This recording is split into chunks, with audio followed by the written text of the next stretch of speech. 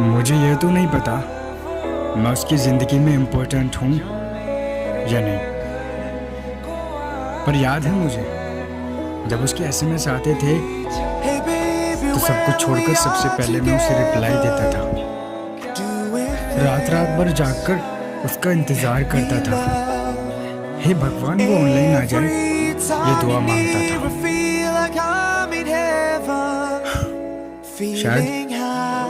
शायद वो मुझे रिप्लाई देना एक बोझ समझती थी।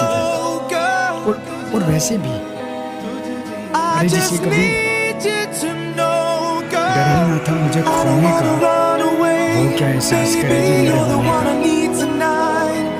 अब तेरे जाने के बाद तेरी कमी बहुत सताने लगी थी और हालत ऐसी हो गई थी कि अब अक्सर रातों को नींद कम आने लगी थी, क्योंकि हर रात तेरी यादें मुझे रुलाने लगी थी। तूने मेरे साथ ये सब क्या कर दिया?